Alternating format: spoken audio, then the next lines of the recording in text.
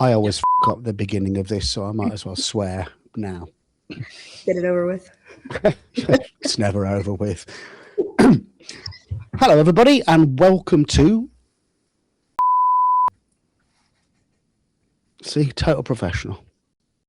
Hello, everybody, and welcome to another edition of the For a Better Web podcast, in which I, Bruce Lawson, that's me, Chief Technical Officer, what am I saying? I'm Technical Communications Officer at Vivaldi Browser, talk to somebody who, in their own way, in their own part of the industry, is fighting to make the web a bit better. And this time, it is my delight and pleasure to introduce to you Goddess of Security at Proton, Patricia Egger. Hello, Patricia. Hello, Bruce. Is your job title really Goddess of Security? It's not, but maybe I should be talking to HR to change that. I thoroughly recommend it. Now, for listeners who are new or don't know much about us, Proton is... I'll let Patricia explain what Proton is, but Vivaldi has partnered with Proton to integrate Proton's VPN inside the desktop browser. So we do have some sort of commercial relationship, but that's not going to cloud what we say today. Goddess of Security at Proton, Patricia Egger. What does Proton do, and what do you do at Proton? So Proton is a provider of online tools, products. So we do mail and VPN, we have password manager, we have cloud storage, all of the stuff that people use in their everyday lives nowadays. Mm-hmm. The difference with the big tech that most people are used to is that everything is encrypted end to end. So this means that we, as a provider, don't have access to the contents of our users. So it's a very privacy-focused company. And adding to the ecosystem, maybe not every day, but every year, adding more stuff to allow people to, make participate fully in digital life, just without giving up their privacy. Groovy. When you say end-to-end encrypted, presumably that means if a certain orange man across the Atlantic were to demand that Proton give everything that Bruce Lawson has stored on his Proton drive, mm-hmm. you could, but you won't, or you can't even do it if you wanted to. So both, I would say. Mm-hmm. So there's two aspects to that. The first is that it's a Swiss company, so based in Switzerland. So the Swiss jurisdiction is the one that we adhere to, mm-hmm. Which also means that only a Swiss judge can compel us to do anything, basically.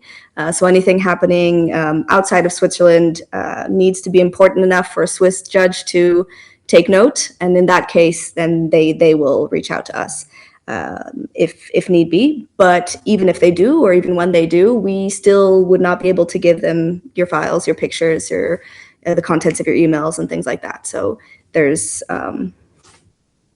it's quite different from what exists out there.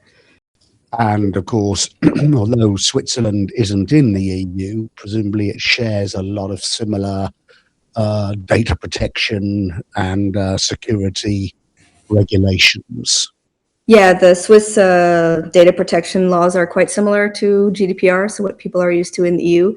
It's not exactly the same, but I think they're also, with the new versions, they're trying to make it even more similar. But it's a pretty good protection for users.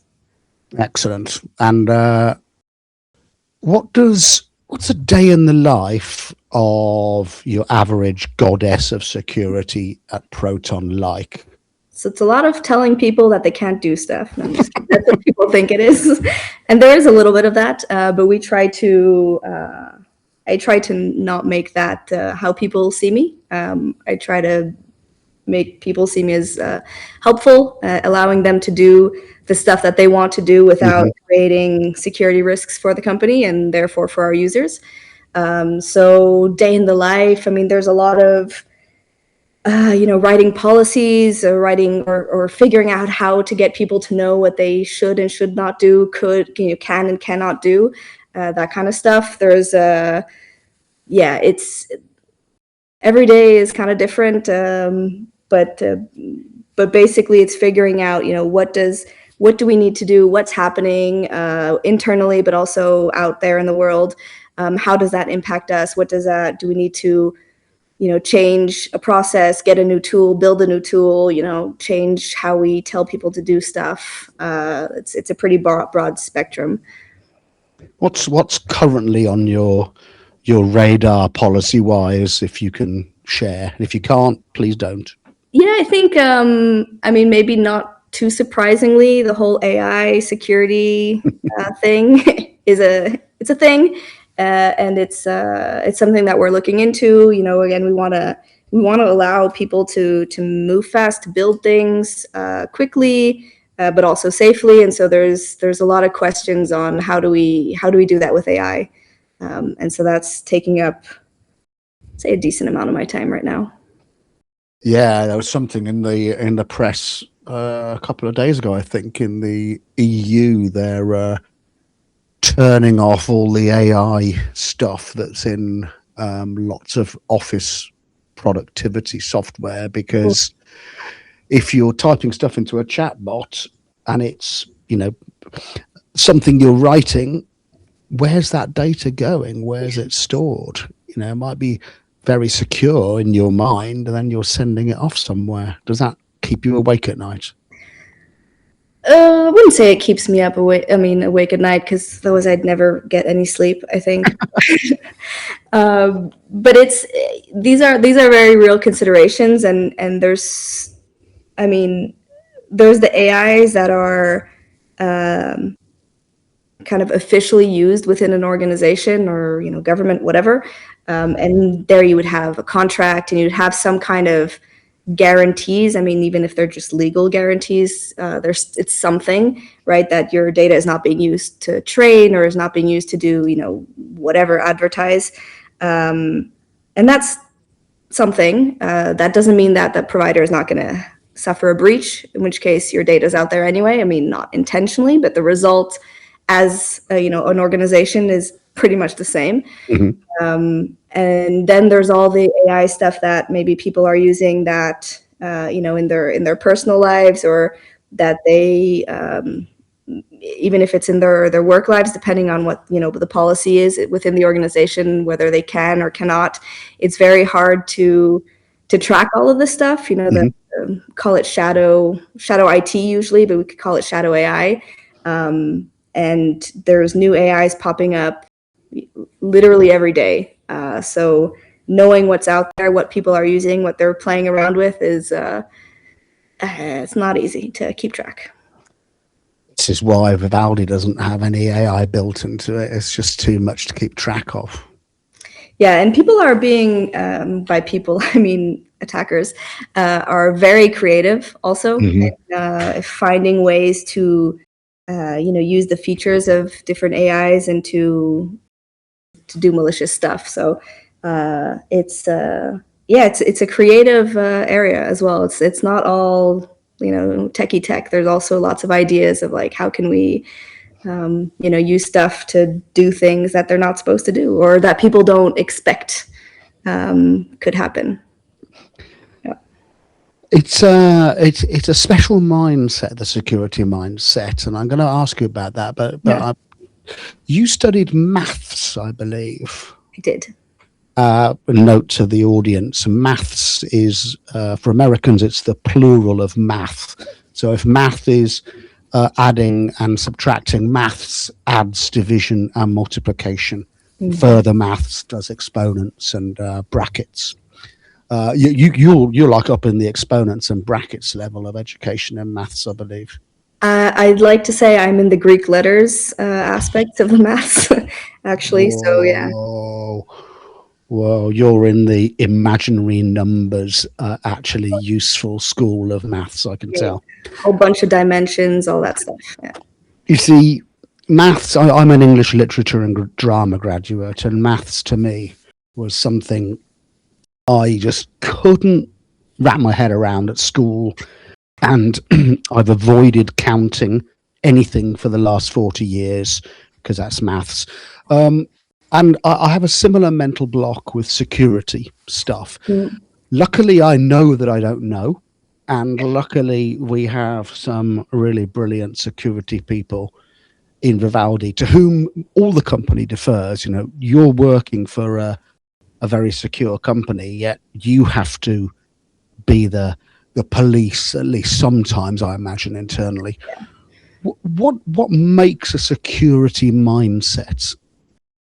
I don't know what makes the mindset, but it is a, I was going to say weird, special, different mindset. I didn't say that. You said that.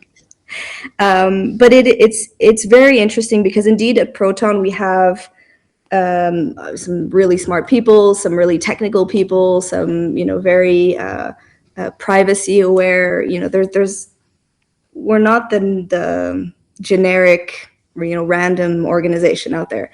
But even here, you see who has a security mindset and who doesn't, and it's not common because most people will see, how does this work, or how do I make this work, or what can I do, like how can I use this to build something or to create something or whatever. That's how I think most people see the world, and anything in the world, and just not just tech.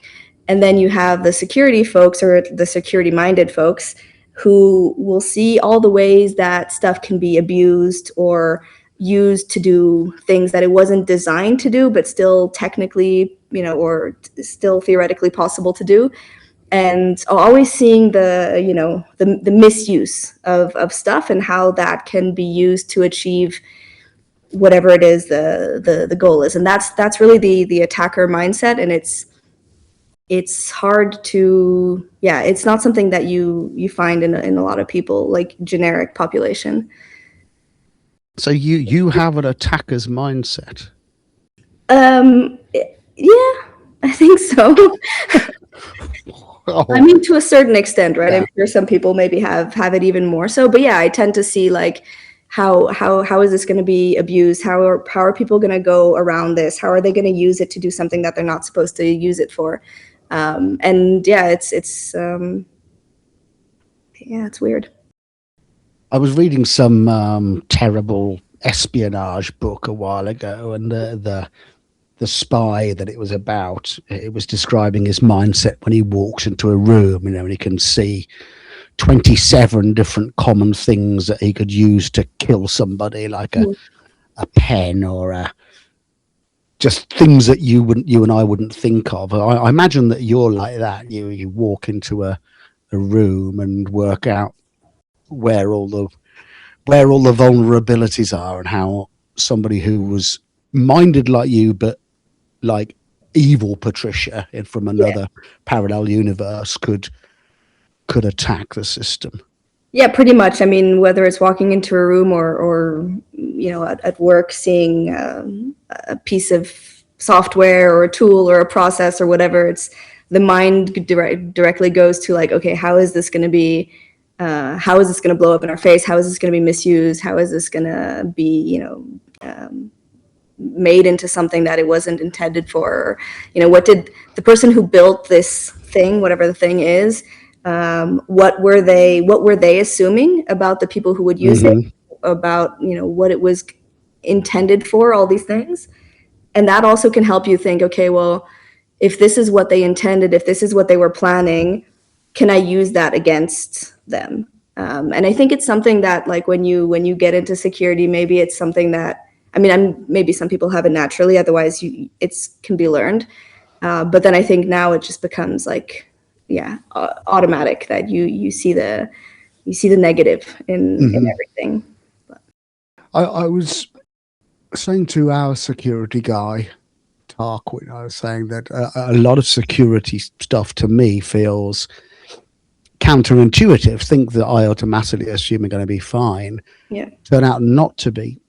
But it strikes me that I hadn't perhaps understood that properly. It's not that it's counterintuitive. It's that security people seem to be able to see that a combination of 960 different small things can be combined to make a vulnerability, whereas I don't see that.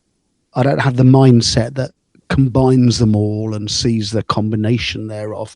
Is that, am I talking bollocks? No, it's actually extremely common that people don't, they'll see maybe even a vulnerability or an incident or something that happened in isolation and think, no big deal, or not happy about it, but it's fine.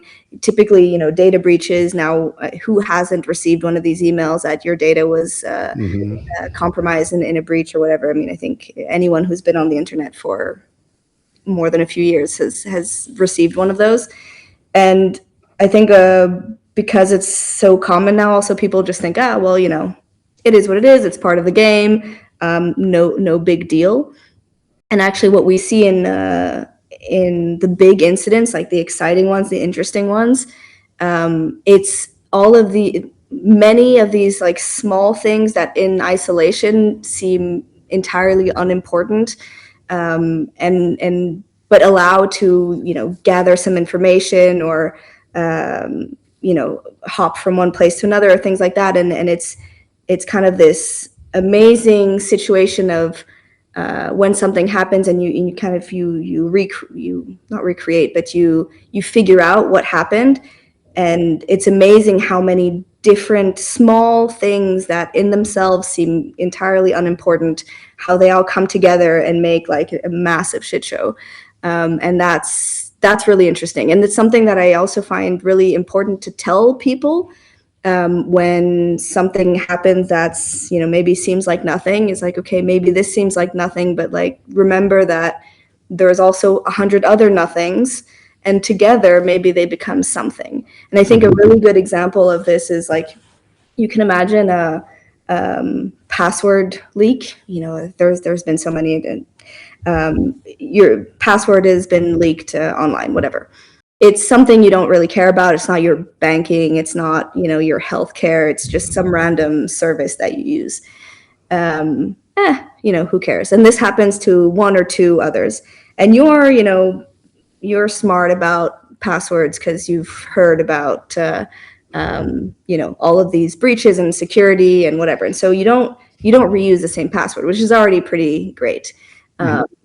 But you maybe have a methodology to generate passwords that are strong. So you don't use a password manager, for instance, but there are methodologies. And sometimes we can see that people's methodologies are actually very easily reverse engineered from like 2 or 3 leaked passwords.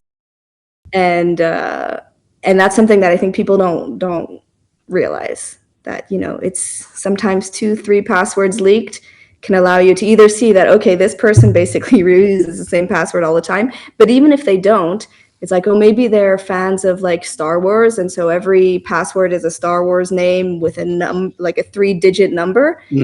Or you're like, okay, let's go through the top 10 Star Wars names with digits or something, and that makes the guessing of future passwords like orders of magnitude easier. Yikes. I have a methodology, so I'm really going to evaluate that now. Just it's nothing to do with Star Wars. Good. But because I'm a nerd, but I'm not that nerdy. Not that big of a nerd. No offense to nerds. I know most of the people listening will self-identify as a nerd, which leads me to the next thing. We're all geeks, and I'm including you listeners, but we probably end up doing parental tech support quite a lot. I'm lucky my mum used to be an engineer, so she's not the average could my mum use it sort of mum. But a lot of people, from older people who came to the internet, later in life, don't really worry about security at all, how can we nerds, when doing parental support and the debrief afterwards, how can we persuade non-techie people to care, because a lot of them just say, well, I've got nothing to hide, and B, what are, later on we'll discuss the top 5 things they can do, or we can encourage them to do. But why should they care? I've got nothing to hide, says lots of people. Says lots of people. Not my mum, but my dad probably would have. Yeah, I mean, if you're up against the I have nothing to hide, I think you have a pretty long road ahead. But I mean, that's not to say that it's impossible to have conversations or to even make progress, but it is, I think you need to start again with, like, why do you have a door on your bathroom? Why do you have curtains in your home? Like, why do you put your mail in an envelope? That kind of stuff, because people understand the physical privacy in the physical world, it seems. And then for some reason they give that up when it moves into the digital space, which I always find kind of strange.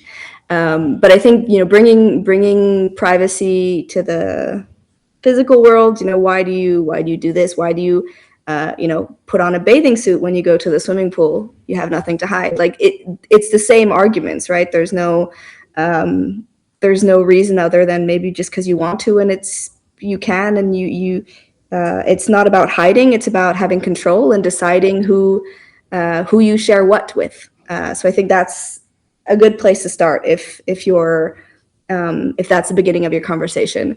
I think for another thing that I find quite helpful, at least with certain people, parents mainly, is to try to think of not just about themselves, but about the people around them, their families, their friends, or whoever they communicate with or interact with online.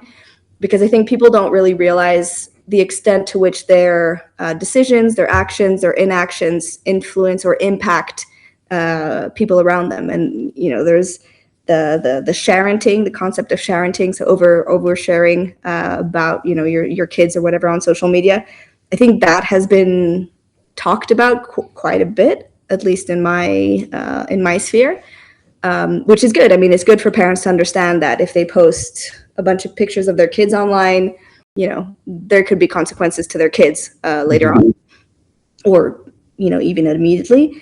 But again, that concept applies to everything that they do online. It applies to their emails. It applies to all of this stuff. So I think making people realize that if they're using email that's not, say, end-to-end encrypted, even if someone is using, say, Proton or something that is encrypted, if you then email a non-encrypted inbox, then the provider of that will also see the Proton protected email. So it's not just, I'm using Proton, so I'm safe and like nothing else matters. If everyone that I communicate with is using something else, my privacy is not protected. And so it's the decisions of the people around me that impact my privacy.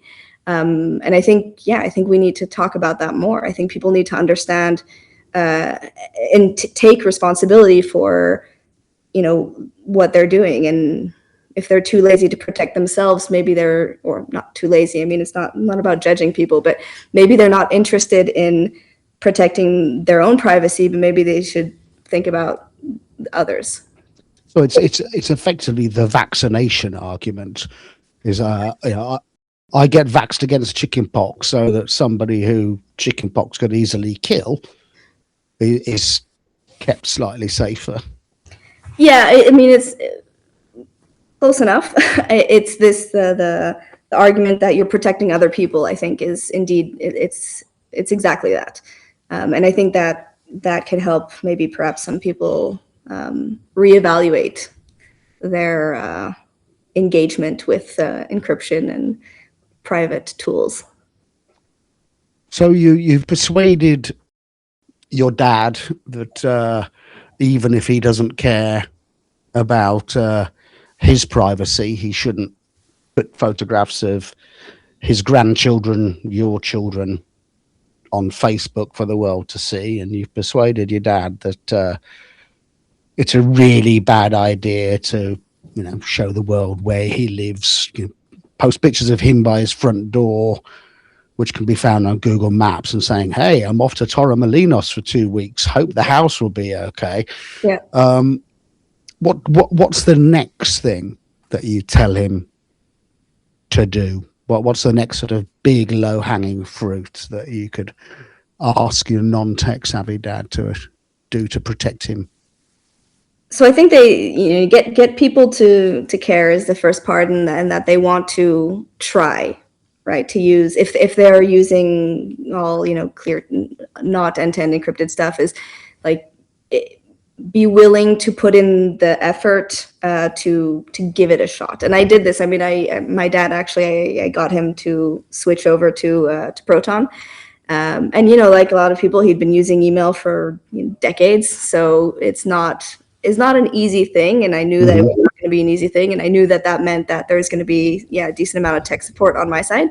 But okay, we did it. And I think in his case, and I've done this with a few other people before, what we did was, we're not doing this cold turkey. I don't want to make this more stressful than it needs to be, because I mean, this is a stressful thing for people. They think, my email is my life. It's where everything is connected to this. I might lose access to, whatever. And so I try to make it as non-stressful as possible. And I think one way of doing this is to keep things going in parallel for a little bit of time. So we set him up, for instance, with like a Proton account, got that all sorted, and then had everything forwarded to that account from his old email, so that he could start using it and whatever. But he didn't have the stress of like, oh, but I'm going to lose stuff. The other one was still there. It was still, operating. And then once he felt comfortable, we got rid of the old email, and he was just using Proton from that point on. So I think it's a good way to get people to relax a bit, is to say, we're not, you don't need to change from one day to the next. We're going to do this in steps. Whenever you feel comfortable. It takes a week, it takes a month, it takes 6 months, like whatever. It doesn't matter, because ultimately in that amount of time you'll be better off. And so you should not, be overly dogmatic about it. I think is there's maybe a tendency for the really super security privacy folks to be, too intense for normal people. And I think, that pressure to do things perfectly or entirely is not good, and is not conducive to actual change. So I think, saying start with email, or let's start with another tip, I think, or something that I find useful, is to start with a tool that they don't already use, because then it's not changing something, it's starting something new, starting fresh. And that can be a little bit less scary potentially. And so typically, like a password manager, at least in the non-tech folks around me, nobody uses a password manager. And so they have methodologies, or they reuse passwords also, linking back to what we said before. But so maybe the way to start is to get them a password manager, have them try that for a bit, and then get used to the ecosystem, the concept, how this is super convenient, and how it can help you. You can see that you can create aliases and all the great things that password managers allow you to do. And that's maybe the foot in the door that helps them be like, okay, I can do this, and then take the next step. Which password manager do you use? I use Proton Pass, but it's not a plug. I actually think it's a really great product. Oh, okay. Yeah. I saw a security person, and it struck me as being really weird, but I can see the method and the madness. Somebody said, write down all your passwords in a little book and store it somewhere that's not near your computer. And the rationale was that if you wrote them down, you let yourself sort of off the hook for remembering them, so that you didn't find yourself doing password one or I love Google for Google and I love Facebook for Facebook or Right. similar. Is that nonsense, or does that pass the goddess of security pearly gates? It's not nonsense in some sense, because indeed people are afraid that that's the main reason why people have weak passwords, is because they need to be able to remember them. I mean, that's life. That's how human brains work. It's not easy. I think there's studies that like people use 200 or something services. So if you need to remember 200 passwords, yeah, it's going to be tough. Writing all of them down in a book doesn't seem the most convenient though to me, because if you're not going to remember, if you have to go to that place and open the book, find the right page, and and then insert it into your computer, that seems like you're not going to do that, and so you're going to revert back to having really bad passwords. But for instance, having a password manager that manages all this stuff for you, and then having that master password maybe stored in a safe or whatever. Like, some people are going to say, oh my god, that's the worst idea. But again, if it's a method, a recovery method, right? And if you are very confident that that master password is safe, then that might not be a terrible idea. I mean, it depends, who are you protecting yourself from? What is your threat model? How important are you, type of thing. I think for a lot of people, that's already pretty good.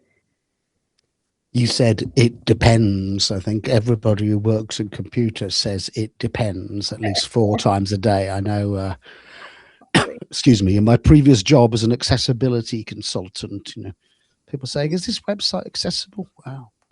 It depends. Yeah. When I asked you what's the first thing you should get your platonic ideal of non-tech savvy dad to do, you mentioned email, and it strikes me that email is probably actually the first service that people should really think about protecting, because at some point your bank is going to send you an email and ask you to press some code to activate an account. It's probably the place where if somebody could get into your email, they could do the most damage, I would have thought. Or am I talking nonsense? No, I mean, emails are extremely important these days. They're kind of part of our digital identities, because, as you said, like, you use your email as your username to log into everything else. That's where you get your the links to access whatever. So it is a very important part of our digital lives, and therefore the security of the digital life. And I mean, I encourage everyone to ultimately get there, but I'm just saying that maybe if you want to, if that's too scary for you for a start, then maybe start somewhere else. Or I think the method of having the two in parallel is pretty good. Like, it's it doesn't take away the risk of the other inbox, obviously, because you have both going in parallel. But if that's what you need to to make the move, then I think that's totally reasonable. So yeah, it's better to take that potential short-term risk of having 2 emails in parallel and therefore doubling the attack surface, but it's building better habits in the medium to long term, I guess. I mean, better is better, right? You don't need to be perfect.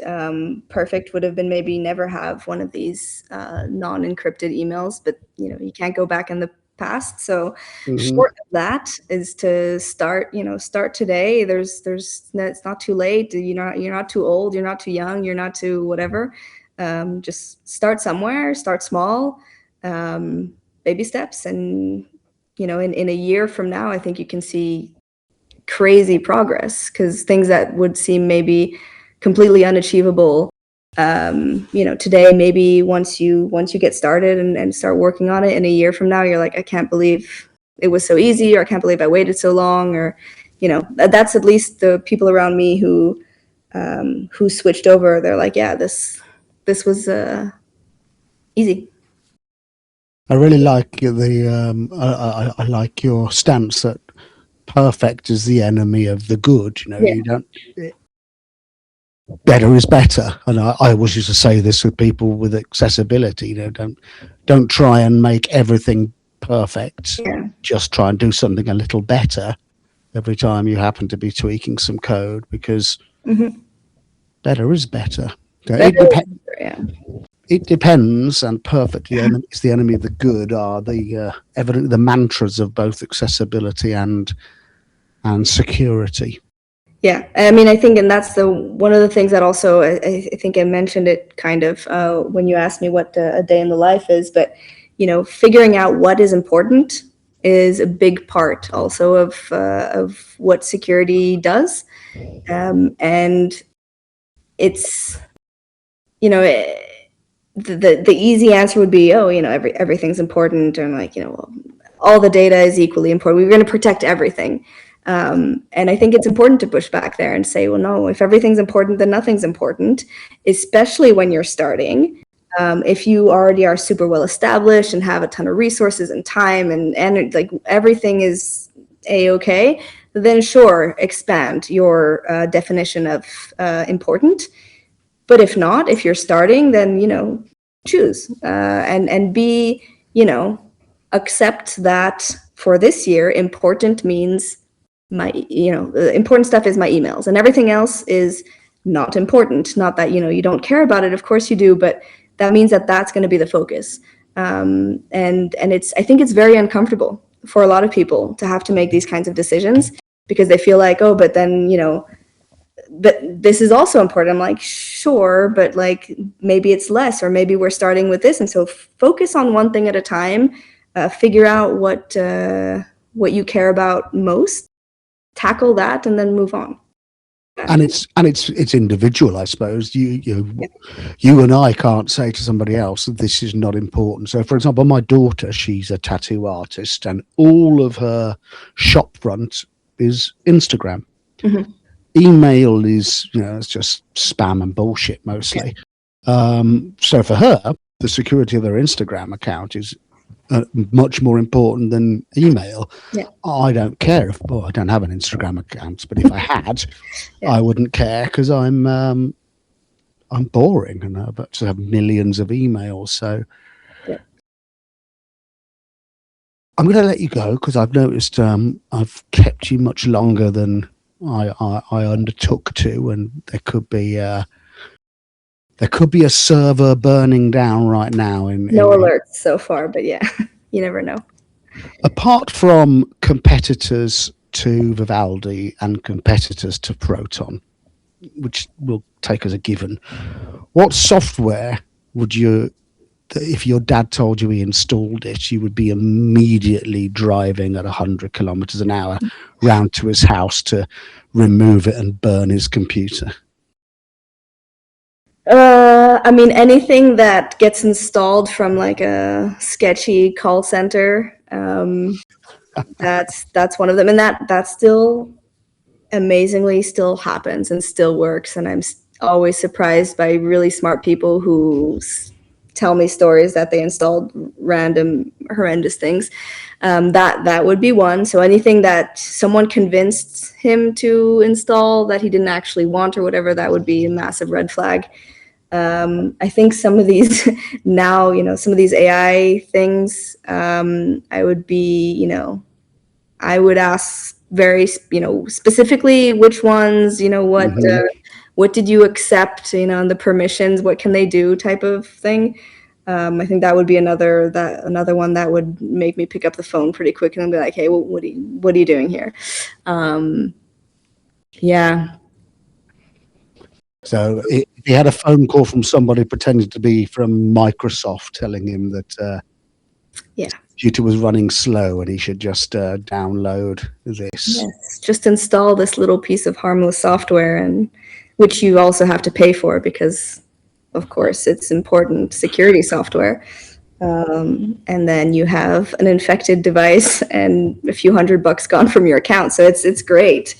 But yeah, it still works. I had a phone call the other week, and it was legitimately, it was from my bank, and they phoned me up out of the blue and said, going to have to ask you some security questions. I'm like, you phone me. Yeah. But this is an interesting thing, and I don't think anybody really does this, but a lot of times if you call your bank, right, they're going to say, we need to check that you are who you are, right? They'll ask you a bunch of questions and you answer that. But it's interesting that if you flip the tables and you try to figure out if they are who they say they are, they'll be very confused. But I think it's a very legitimate thing, and I think you should feel empowered and to have every right to make sure that who you are talking to is the right person. And sometimes with phone spoofing, hang up and call back. And if you get to the same person, then okay, you can have a bit more confidence that you are talking to your bank or something, not calling back the same phone number, but like call your usual bank, whatever, ask to speak to your representative, yada yada. Like, I think this has to become a lot more common, because it's a common thing to trick people into calling. You're the police, you're the whoever, you're the bank, you're God knows what, and people should know that they can hang up and call back and make sure that that the person on the phone was indeed their bank, their doctor, their whoever. So a lot of security is not technical at all. It's basically, I suppose, equipping people to ask the sensible questions, check the credentials of person who's suggesting you install this or type in your CCV number into a website, etc. So it's a lot of social engineering goes on in bad actors' repertoire, I guess. Yeah, 100%, and it's probably in the vast majority, if not all, cases where there's some level of social engineering. Sometimes a bit more, sometimes a bit less, but yeah, 100%. And that's why I think it's having kind of security by default wherever possible. And so if you're talking like products that are being built, that's really important, because if people don't take the time, whatever, they might have issues. And yeah, so making it accessible to everyone without having to teach them the security mindset is a good way to go. And I think the other thing I like to think about it, I mean, I'm biased because of where I am in my life at the moment, but the way I like to see it as well is, if you compare again to your physical life, your home, the more stuff you have at home, the more you let things get into a mess, the more difficult it's going to be to clean it up or to keep it tidy. The less stuff you have, the easier it is to keep things tidy. And so I think people can use that I think analogy to do you need 5,000 apps on your phone? Probably not. And the less apps you have, the more realistic it is to be able to like scroll through this, the permissions of said apps and check that they're appropriate. But you can't realistically do that if you have thousands of things installed, or it takes a lot more time. That's security advice worth its weight anyway. It's like, don't install apps, use the web. Yeah. You heard it from the goddess of security at Proton, everybody. So it's not just me talking nonsense. An actual real expert said it. Patricia, it's been lovely to talk to you. Same here. Thank you for being here. Thank you for understanding maths so that idiots like me don't have to do complicated things with Greek numbers. And thank you for having the security mindset so that ordinary mortals don't have to wander around in a eternal state of suspicion and paranoia. Yeah. Thank you for having me and for asking some really good questions. You're very welcome. Say hello to Andy Yen for me when you speak to him next. He was a very popular guest last time. Yep. So everybody, the halibut of time catches up with us all. The sun is sinking down over the yard arm.